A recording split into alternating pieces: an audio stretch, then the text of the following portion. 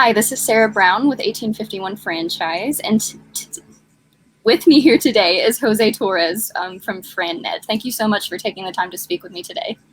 Thank you. We're glad to be here, Sarah. Well, let's just go ahead and dive right in. Can you start by telling me a little bit about your background and what brought you to franchise consulting? Great. My name is Jose Torres again. I'm here in South Florida. I've been a franchise consultant for about 13 years now. Before that, I was a corporate executive. Got tired of relocating and working for somebody else. And I wanted to use everything I learned in corporate America to work for me. So I decided to get into franchising. First as a franchisee, investing in a franchise. And later on, I was approached by an ex-FranNetter, and I liked what they did. And I liked how they went about helping people. And I realized that that was my calling. Awesome. So what makes you successful as a franchise consultant? Look, I think like anyone in the professional services industry, first and foremost, you have to be a subject matter expert.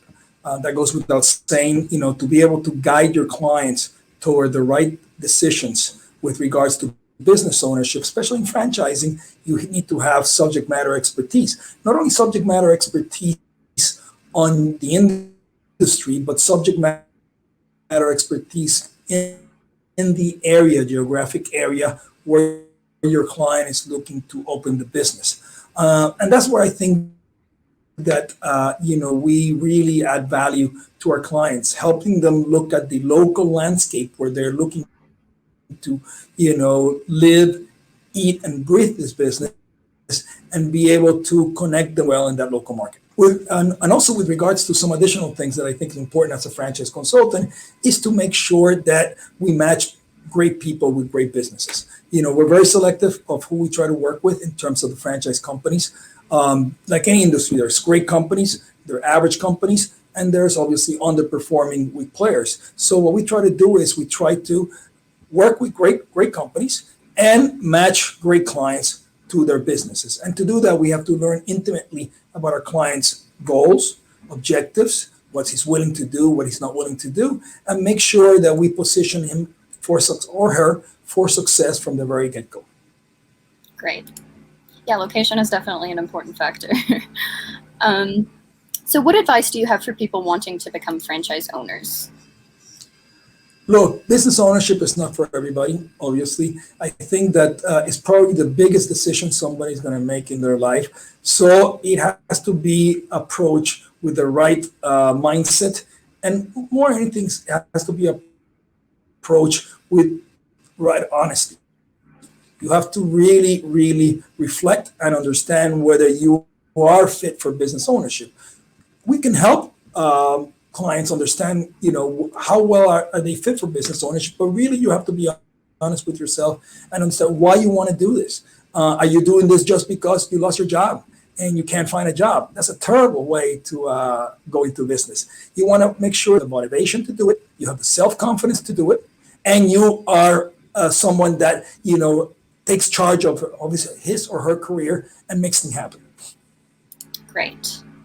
And another advice is that, whenever you look at different businesses, at the end, franchising, what it is a business model that is meant to commercialize a product or a service more competitively than what's out there in terms of independently owned, companies. But you want to make sure that your skills are lined up to the strengths of that business. If they're not, you have to rethink about, make sure that you're not positioning yourself in a business that is not well suited for you. Right. Awesome. So what does winning look like for you? Look, a lot of people ask me, what winning looks like. I think the word winning goes hand in hand with success. The problem is that success cannot be defined universally. There's no such thing as a universal definition of success. What success means for me and success means for you are very different. But one of the things that I learned over the years is that when you look at success, it can't just be a big dollar sign. Most people equate success with, getting into a business that makes a lot of money. And I can tell you that, living in Miami, which is probably one of the most capitalistic, places in the United States, I know a lot of people that make a lot of money in business and they're unhappy. They're very unhappy. And why? Because success, financial success, has to be accompanied by what I call personal success. Make sure that you are happy at what you're doing, you are fulfilled every day about what you're doing, and you're making a difference. And then professional success also means that you are aligning what you're good at and what you can do with what you enjoy doing as well. And I use myself as an example. I've been in a situation where I've been offered, to get into projects or business, the freedom, what I enjoy now, what this business allows me to do is far more important than those dollars and cents. I make enough to sustain myself and my family and live the kind of lifestyle that I'm used or I want to live. Can I make more money doing something else? Yes, I've been approached and I've been offered. But if I do that, I would have to then sacrifice some of the great things that I'm able to enjoy that. So that's a little bit of what I defined winning as and what success could look like for somebody looking to get into business. Yeah, and I also think that's great advice for anyone going into business. Love what you do. It's not all about the money. Okay, great. So what advice do you have for franchisors wanting your help on awarding more franchisees? Look, I think that franchisors that want to grow in certain areas, it cannot just be a one-size-fits-all approach. Each geographic market is different. Each composition of the population in that geographic market is different. So one of the first things that I think that is important is that, if they're looking to grow in a particular region, they have to recruit franchisees that look like that local market in terms of gender, in terms of cultural affinity, in terms of age group, because the more they find a candidate that reflects the target population where they're going to be serving, the better they're going to do. Traditionally franchising is, white males 45 to 55 years old, and that's what, traditionally has been recruited for years and years and years. That's not going to cut it going forward, Sarah. I think that we're living in an incredibly diverse market right now. Millennials are playing a big role in disrupting almost every industry. So they have to be looked at. Women in business, I think there's never been a better time for women to go into business. And the statistics show it. We're attracting a lot of women in business. We're attracting a lot of couples. There's a word I heard the other day, couplepreneurs. These are couples that go into entrepreneurship together. There's even, foreign nationals. I work with a lot of people from outside the U.S. that want to live the American dream, that want to come into the U.S. and make a difference in their lives and the lives of other people. So they're looking to invest in business. So I think that we have to, get out of that mentality that, there's a particular type of franchise candidate that fits our model and, don't pay attention to the rest, because I think that, is short-sighted.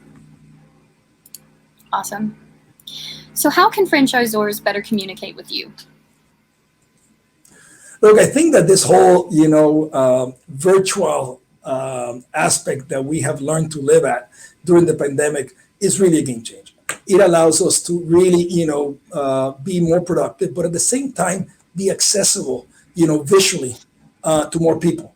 Although, video conference has always been around, I think that now after the pandemic, people feel much more comfortable. So, I like the fact that I could speak to a franchisor face to face. I'm always available by text. I'm always available by email. I'm always available by phone call.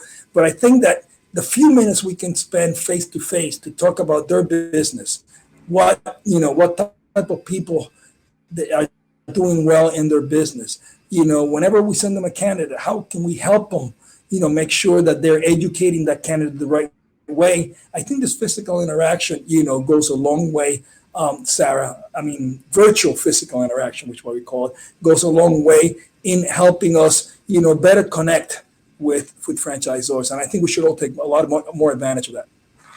Yeah. Awesome. Well, that is all I have for you, Jose. Thank you so much again for your time. This was great.